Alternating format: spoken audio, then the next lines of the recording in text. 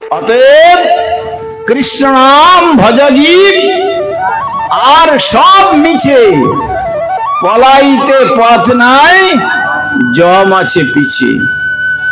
যে যাই করুন না কেন, যজ্ঞং দানং তপকর্ম শ্রাদ্ধং চ পিতৃতর্পণং সকলং নিষ্ফলং রাজন হরি সংকীর্তনং বিনা। যজ্ঞ করুন, সেখানে আদি অন্তে হরি সংকীর্তনের প্রয়োজন। দান করুন, আগে বলতে হচ্ছে ওম তদ বিষ্ণু পরমং পদম সদা পশ্যন্তি সূরয়।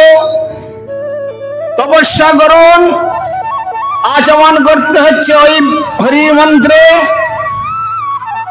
শ্রাদ্ধ কার্য করুন, আগে ভগবান শ্রীহরির স্মরণ করে শুরু করতে হচ্ছে। আর শ্মশান যাত্রা করুন, শ্মশান বন্ধু যারা নিয়ে যাচ্ছেন তারাও বলছেন দেখো বলো হরি। তখন সে কি আর হরিবল বলে? তখন সে বললো যা সারা জীবন করি নাই, আর এখন মরে যাওয়াতে আমাকে বলছো বলো হরি। সে এমনি মাথা নেড়ে বলে বলছি বলবো না। অমনি ওরা জোর করে নাচিয়ে বলছে বলো হরি, ও বলছে বলবো। যেন মাথা নাড়িয়ে ইঙ্গিত করে দিচ্ছে যা হলো না বাল্যকালে, আর তা না হয় কভু কালাকালে। সুতরাং প্রহ্লাদ মহারাজ সেই জন্য বললেন কৌমার আচরিত প্রাজ্ঞ ধর্মান ভাগবতানিহ। যখন থেকে কৌমার কাল প্রকট হবে তখন থেকে সৎ পিতা মাতা, এখানে একটা কথা রয়েছে, সৎ পিতা মাতা পুত্র কন্যাকে 5 বৎসর বয়সের সময় থেকে শ্রী ভগবানের ভজনের পথে শিক্ষা তারা প্রদান করবেন। সেই জন্য ব্যাসদেব একটু গালাগালিও দিয়েছেন, বলেছেন যস্যাস্তি বৈষ্ণব পুত্রা পুত্রাণি চ বিধিয়াতি অবৈষ্ণব শতপুত্রা জননী সুকরী সমা। অর্থাৎ বলছেন যিনি পুত্র জন্মদান করতে পারেন, যথার্থ পুত্র।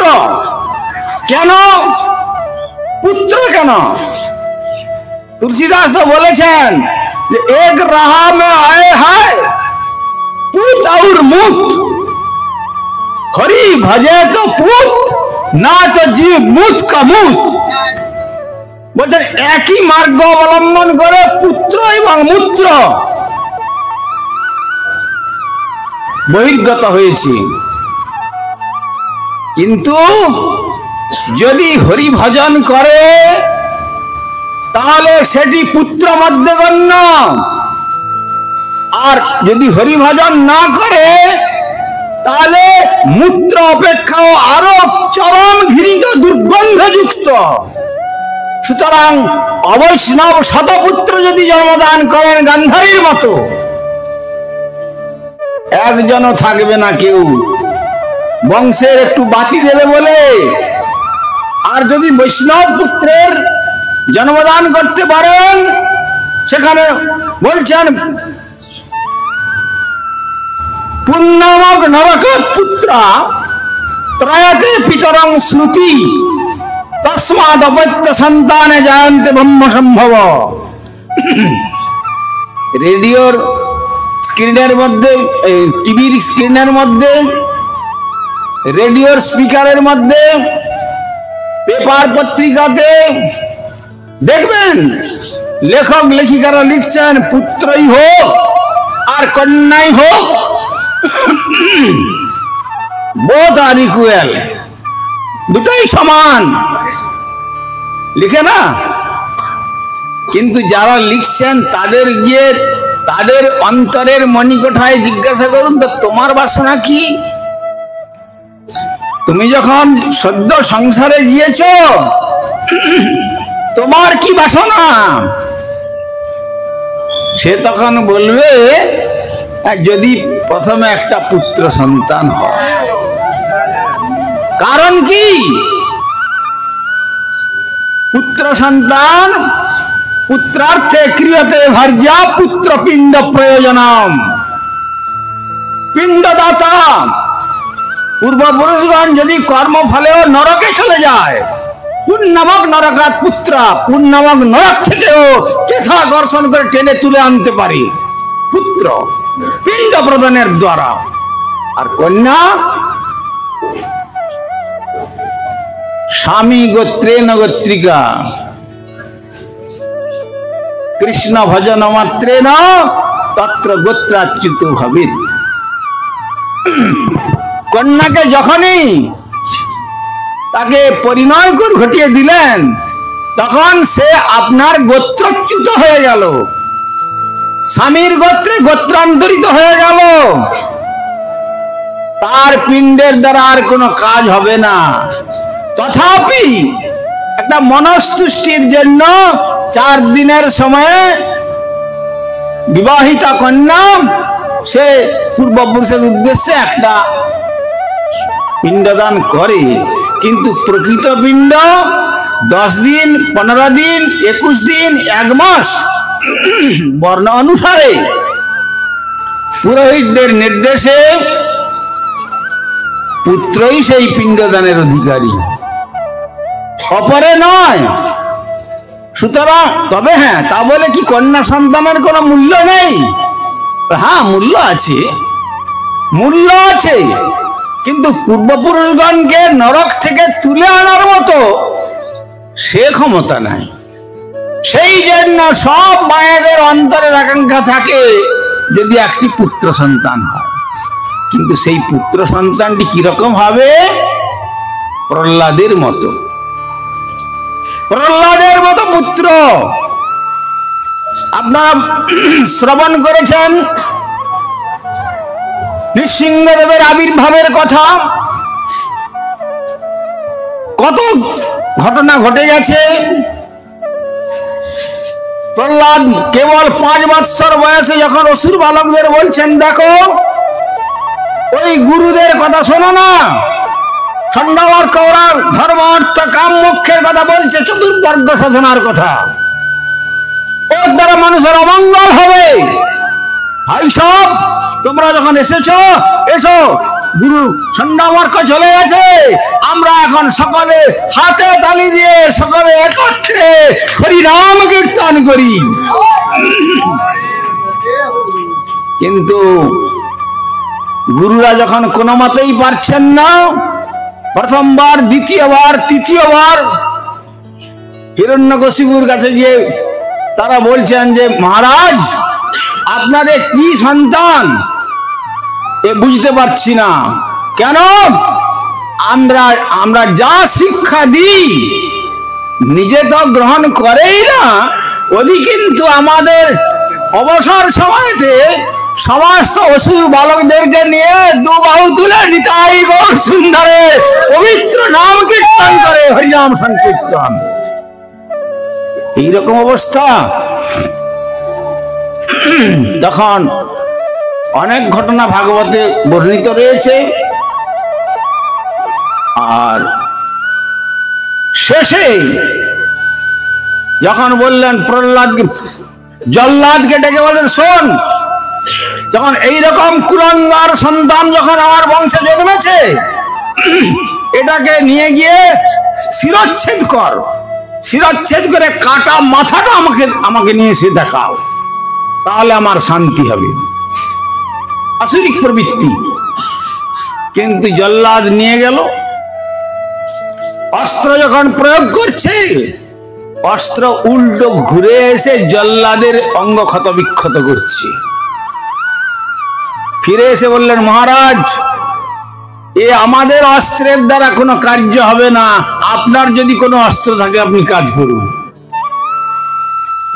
ঠিক আছে, জ্বলন্ত অগ্নি প্রজ্বলিত করো, প্রজ্বলিত করে অগ্নির মধ্যে ওকে নিক্ষেপ করো। আর পুড়ে ছাই করে দাও, তারপরে এক মুষ্টি ছাই নিয়ে এসে আমাকে দেবে, যে হ্যাঁ এইরকম কুলাঙ্গার পুত্রের ছাইটাই আমাকে শান্তি প্রদান করবে। কেন? সে সংকল্প করেছে যে বিষ্ণু আমার ভ্রাতৃহন্তা, আমি প্রতিজ্ঞা করলাম সেই ভগবান বিষ্ণুকে নিধন করে তার রুধির দিয়ে আমি আমার ভ্রাতার অন্ত্যেষ্টি কার্য সম্পন্ন করব। এটা তার বিরাট সংকল্প।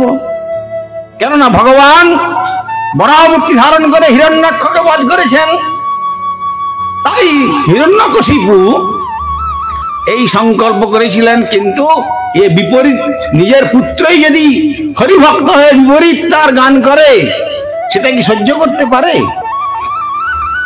সমস্ত বিষধর অগ্নির মধ্যে যখন নিক্ষেপ করলো, অগ্নিদেব তখন চিন্তা করলেন, আমি তো কৃষ্ণের আদেশবাহী। অগ্নির বই দেবানাম অবম, উপনিষদ বলেছেন। বিষ্ণুর বই দেবানাম পরম, বিষ্ণু হচ্ছেন পরম দেবতা আর অগ্নি হচ্ছেন কনিষ্ঠ দেবতা। এই জন্য অগ্নি যখন যজ্ঞ হয়, অগ্নির জিহ্বাতে অন্যান্য দেবদেবীর নাম করে যখন আহুতি প্রদান করা হয়, তখন ওই অগ্নিদেব তার কাছে পাঠিয়ে দেন সর্বকনিষ্ঠ বলে। আজ অগ্নিদেব বলছেন, আমাকে লোকে আদর করে কেন? আমার দাহিকা শক্তিটুকু আছে বলে। আর যদি এমন বিষ্ণু ভক্ত প্রহ্লাদকে যদি আমার এই শক্তি প্রয়োগ করে পুড়িয়ে দিই, তাহলে ভগবান চিরতরে আমার দাহিকা শক্তিটা কেড়ে নেবেন, অতএব সম্ভব নয়।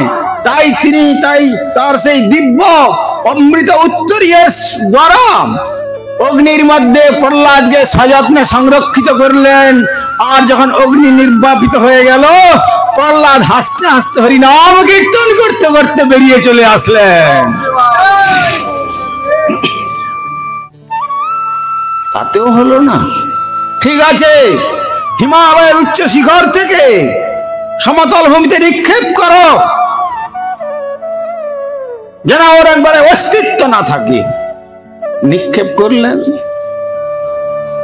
কথায় বলে, রাখে হরি তো মারে কি।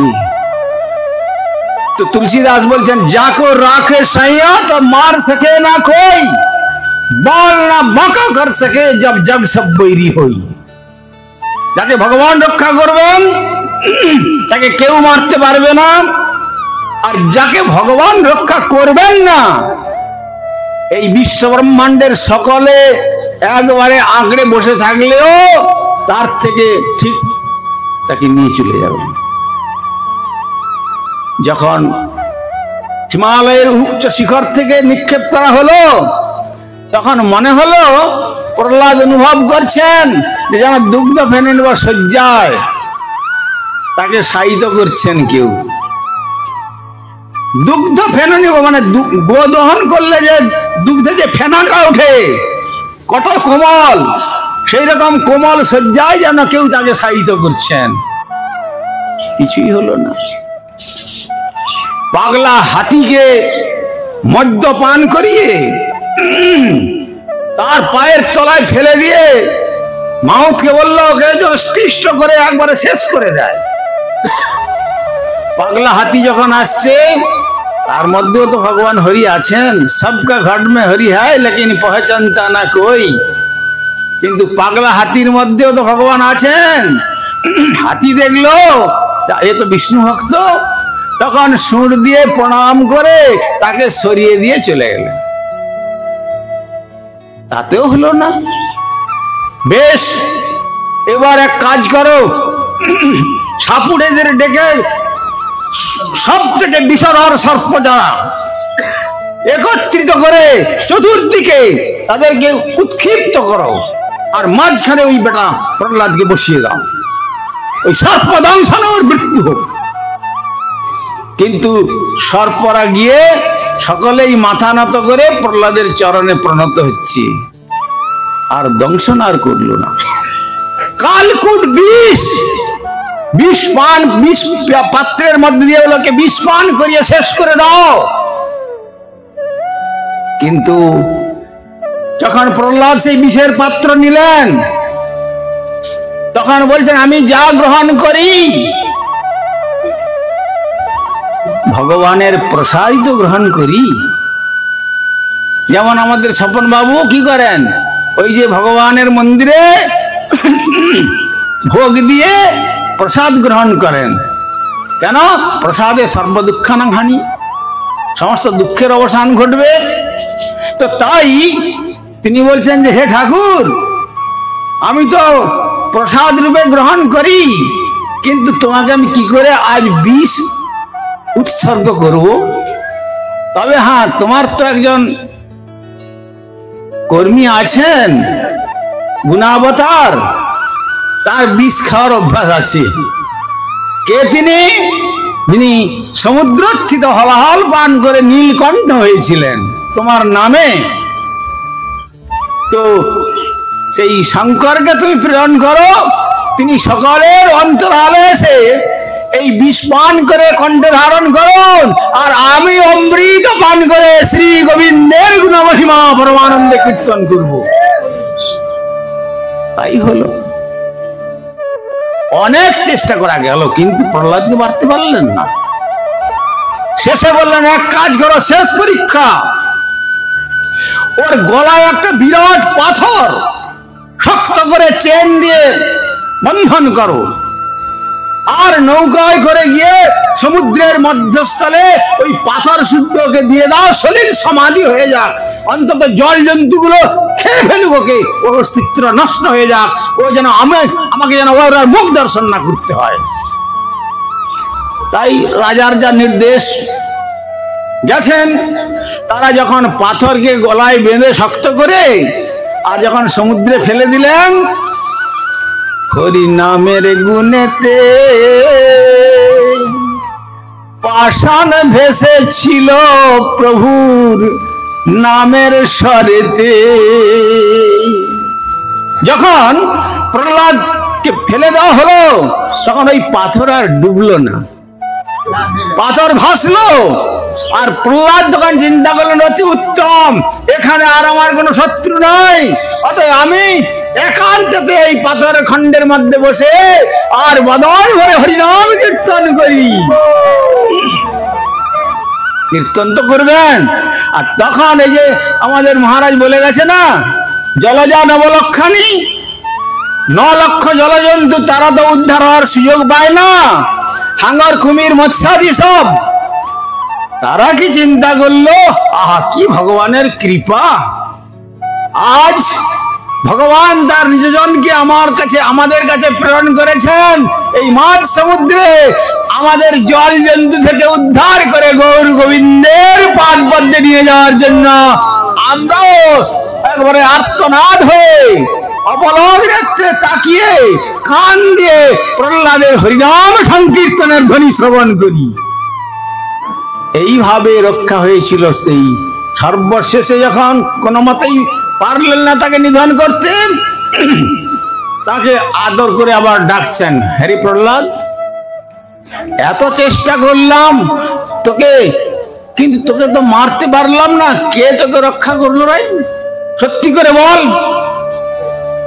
তখন তিনি বললেন, হে অসুরোত্তম, যিনি আমার রক্ষাকর্তা শুধু নন, যিনি আপনার মধ্যে আছেন বলে আপনি কথা বলছেন, অনন্ত বিশ্ব ব্রহ্মাণ্ডের জীব জগৎ জীব বেঁচে আছে, আজ দেহে যিনি আছেন তিনি আছেন বলে আমার জিহ্বাটা কথা বলছে, আপনাদের কানটা শ্রবণ করছে। তিনি যে মুহূর্তে দেহ থেকে বেরিয়ে চলে যাবেন, এই জিহ্বাও আর কথা বলবে না, কানও আর শ্রবণ করবে না, চোখও আর দর্শন করবে না, নাসিকাও ঘ্রাণ নেবে না, মুখও আর কোনো ভোগ্যবস্তু আহার করতে পারবে না, আর হাত পা কিছুই কার্য করতে পারবে না, বরং কয়েক ঘন্টার পরে পচে গলে দুর্গন্ধযুক্ত হয়ে যাবে। সেই ভগবান অন্তর্যামী, সুতরাং সকলের অন্তরের মধ্যে আছেন। হে অসুরোত্তম, তুমি আমাকে বলতে পারো আমার সেই হরি কোথায় নাই? কোথায় নাই তিনি? কি বলিস কি তুই? তাহলে কোথায় আছে বল তুই? আমি তো দেখছি আমার শ্রীহরি সর্বত্র, বাহ, তাহলে ঠিক আছে, আমি সেই বেটা হরিকেই আমি খুঁজছিলাম নিধন করবার জন্য। দেখি কাছেও যদি সর্বত্র কসমাৎ স্তম্ভেন দৃশ্যতে, ভাগবতে দেখবেন বলে যদি তিনি সর্বত্রই থাকেন তাহলে আমার এই স্তম্ভের মধ্যে কেন দেখতে পাচ্ছি না? তখন টিকাকার বলছেন তুমি তো হিরণ্যকশিপু। হিরণ্য মানে কনক, কশিপু মানে উত্তম বিছানাকে কশিপু শব্দে প্রয়োগ করা হয়েছে। আমাদের প্রভুপাদ বললেন কনক কামিনী প্রতিষ্ঠা বাঘিনী, ছাড়িয়াছে যারে সেই তো বৈষ্ণব। দুষ্ট মন তুমি কিসের বৈষ্ণব? অতএব তোমার নামের সঙ্গে কার্যকারী আছে, তোমার কনকেও আসক্তি আছে, কামিনীও ভোগ্যতার আসক্তি আছে। সুতরাং তুমি ভগবানকে দেখবে কি করে? তাকে দেখা যাবে না। তো যদি তাই তুই দেখছিস ওখানে আছে, ঠিক আছে, মারলেন সজোরে এক মুষ্টিকাঘাত। সত্যং বিধাতুম নিজ ভৃত্য ভাষিতম, ভৃত্যের বাক্যকে রক্ষা করবার জন্য না মৃগং না মানুষম, একবারে না মানুষ না সিংহ। তাই নরসিংহ মূর্তিতে আবির্ভূত হলেন কখন? 2 সন্ধ্যার সময়তে। সূর্য নারায়ণ অস্তাচলে যাচ্ছেন আর এদিকে সন্ধ্যা দেবী নেমে আসছেন। ওটি দিনও নয় রাত্রিও নয়। আর কোথায়? উঠানে, পৃথিবীর মধ্যে নয়, নভমণ্ডলে নয়। আর স্থানটা দিলেন কোথায়? জানু দেশে, পৃথিবীতে নয়। আর কোন দেবতার দ্বারা নয়, মনুষ্যের দ্বারা নয়, নরসিংহ মূর্তিতে। 7 দিনের মধ্যে নয়, 15 দিনের মধ্যে নয়, মাসের মধ্যে নয়, বৎসরের মধ্যে নয়। কোন কোন রসিকগণ বলছেন তাহলে কখন মারা গেল? ওটা ছিল পুরুষোত্তম মাস, অর্থাৎ যাকে বলা হয় মল মাস। ওটা বৎসরের মধ্যে ধরা হয় না। আর সুতরাং আর কি নগরূপী অস্ত্র দিয়ে, অস্ত্রের দ্বারা তার মৃত্যু হবে না, নগরূপী অস্ত্র তাকে বিদীর্ণ করলেন। আর যখন বিদীর্ণ করলেন, বিদীর্ণ করার পরে সব দেবতাগণ ভয়ে ভীত। তারা এই উগ্র রূপ দর্শন করে সকলে ভীত হয়ে গেছেন। কিন্তু তখন সকলে বলছেন যে এই আমাদের পক্ষে সম্ভব নয়, লক্ষ্মী দেবীকে পাঠানো হোক, তিনি যদি তার প্রভুকে শান্ত করতে পারেন। লক্ষ্মী দেবী বলছেন সর্বনাশ, হে ব্রহ্মদেব, আপনি আমাকে বলবেন না আমার পতিকে এইরকম উগ্র রূপে আমি নিজেও কখনো দেখি নাই, আমার পক্ষে যাওয়া সম্ভব নয়। সমস্ত দেবতাগণ থেকে লক্ষ্মীগণ থেকে আরম্ভ করে সব গেলেন না। শেষে ব্রহ্মাজি বলছেন আচ্ছা, সিংহী যেমন অন্যত্র উগ্র অপর পশু সন্তানদের কাছে, কিন্তু তার নিজের সন্তান শৃঙ্গী যখন শুয়ে থাকে তার উপরে নেচে বেড়ায় পরমানন্দে, কোনো ক্ষতি হয় না। তাই নৃসিংহদেব রূপে যখন তিনি আবির্ভূত হলেন, হে প্রহ্লাদ তুমি যাও, তোমার প্রভুকে তুমি শান্ত করতে পারো। তখন প্রহ্লাদ দেবতাগণের কথা শুনে যখন তার চরণে আসলেন, হাত জোড়ো করে যখন প্রার্থনা জানালেন, তখন নৃসিংহদেব শান্ত হলেন আর বললেন বৎস, বরদ হস্তে আমি তোমায় করি আশীর্বাদ, তুমি বর প্রার্থনা করো, তুমি যে বর চাইবে আমি তোমাকে সেই বর প্রদান করব। তখন বলছেন ঠাকুর আমি আর কি বর চাইবো, যে রূপে আপনি আমাকে দর্শন দিয়েছেন আমার তো জীবন ধন্য হয়ে গেছে। যদি সত্যি আপনি বরই দেবেন, তাহলে এই যে অসুরটা আপনার ভজন করছিলাম বলে এত বাধা বিড়ম্বনা সৃষ্টি করেছিল, একে একটুকু আপনি এই নরক থেকে তুলে নিয়ে আপনি একটু শ্রী গোলক বৃন্দাবনে পৌঁছে দেন। তখন হিরণ্যকশিপু নৃসিংহদেব তখন প্রহ্লাদকে বলতেন, ওরে প্রহ্লাদ, এ কি তুই বলছিস? ত্রিসপ্তাপি পিতা পুত পিতৃভীতে অনহ যস্মাৎ কুলে ভবান ওই কুল পাবন। যে কুলেতে তোমার মতো এইরকম কুল পাবন পুত্র জন্মগ্রহণ করে, তার 3 সপ্ত পুরুষ, শুধু তোমার পিতা নয়, তোমার পিতৃকুলের 7 পুরুষ, মাতুল কুলের 7 পুরুষ। প্রহ্লাদ তোমার শ্বশুর কুলের 7 পুরুষ, এই 21 পুরুষ তোমার মতো কুলপাবন বৈষ্ণব পুত্রের জন্মেতে অলরেডি আমি তাদের সকলকে উদ্ধার করে গোলকধামে পাঠিয়ে দিয়েছি। তুমি কি এর মুক্তির জন্য কি প্রার্থনা করছো? সুতরাং যদি সেই রকম পুত্র জন্মদান করতে পারেন তাহলে যথার্থ কৃষ্ণের সংসার করো, ছাড়িও নাচার। জীবে দয়া কৃষ্ণ নাম সর্বধর্মসার, তবেই তিনি যথার্থ পুত্রের জনক এবং জননী।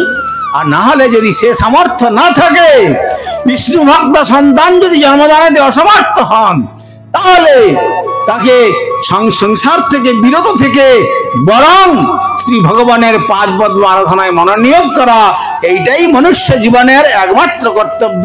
তাই মহাপ্রভু আমার এই কলিকালে আবির্ভূত হয়ে আর কি দিলেন? প্রভু কহে কহিলাম এই মহামন্ত্র, ইয়া জপ গিয়া সবে করিয়া নির্বন্ধ, ইয়া হইতে সর্বসিদ্ধি হইবে সবার, সর্বক্ষণ বলাইতে বিধি নাহি আর। ওরে কি শয়নে কি ভোজনে কিংবা জাগরণে, অর্ধ চিন্ত কৃষ্ণ বলাবদনে, হরিনাম বিনা কলিকালে নাহি আর ধর্ম, সর্বমন্ত্র সার নাম এই শাস্ত্র মর্ম। হরের নাম হরের নাম হরের নামই বা কেবলম, কলৌ নাস্তেব নাস্তেব নাস্তেব গতিরন্যথা। বলুন সকলে হরে কৃষ্ণ। প্রসাদের ব্যবস্থা আছে, কিন্তু এত এত মৃদু স্বরে বললে তো হবে না। এ ধ্বনি পৌঁছাবে গোলক বৃন্দাবন পর্যন্ত। যেমন টেলিফোনে যেমন কি হয়, যেমন আজকাল স্ক্রিন টাচ করলেই ডায়াল হয়ে যায় তার ডেস্টিনেশনে, তেমনি মহাপ্রভু যে এই 16টি যুক্ত যে টেলিফোন দিয়ে গেছেন, সেইটা এমন আমাদের উচ্চস্বরে কীর্তন করতে হবে যে ডায়ালটা ওখানে গোলকে ওখান থেকে রিং হয়ে যাবে। আর ওইখানে রিং হলেই তখন যখনই রিং হওয়া মানে কি, ওখান থেকে রিসিভার উঠবে, উঠলেই তখন কল হবে। আর তখন আমরা হরিনাম সংকীর্তন করতে করতে শ্রী গৌর গোবিন্দের গোলক ধাম যাত্রা করার। তাই সকালে বদন ভরে বলুন হরে কৃষ্ণ হরে কৃষ্ণ কৃষ্ণ কৃষ্ণ হরে হরে হরে রাম হরে রাম রাম রাম হরে হরে। জয় জয় শ্রী শ্রী জয় গৌর। ওম সর্বে ভবন্তু সুখীনা सर्वे सन्तु निरामया सर्वे भद्राणि पश्यन्तु मा कश्चित् दुःखभाग् भवेत्। हरि ओम शांति हरि ओम शांति हरि ओम शांति। विगत